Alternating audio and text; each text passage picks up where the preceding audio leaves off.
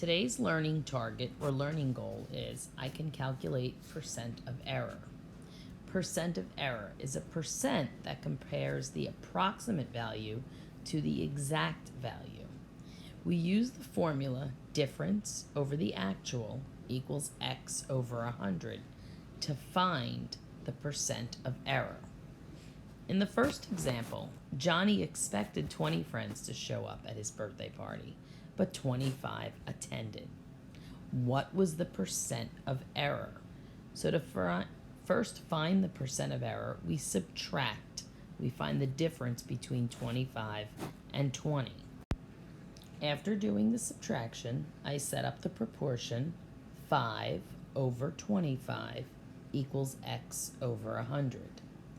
And then I cross multiplied and divided to get the answer of 20%. So the error was a 20% error. The next example talks about Maria. She thought the cost of a concert ticket was $1.75. The actual cost was $2.05. What was her percent of error?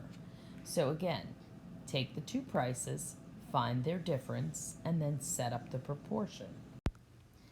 205 minus 175 is equal to 30.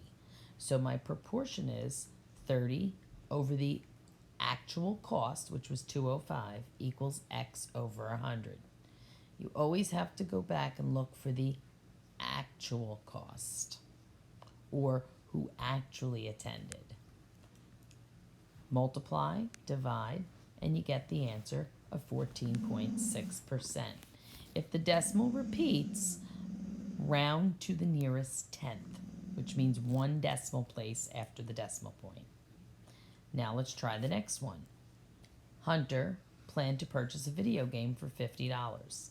The actual cost was $60. What was his percent of error? Again, start by finding the difference. After doing the subtraction, 60 minus 50 equals 10. And the actual cost in the problem says it was 60. So that is our denominator. Then I have my proportion right here. I cross multiply and divide, and I get the answer of 16.7%.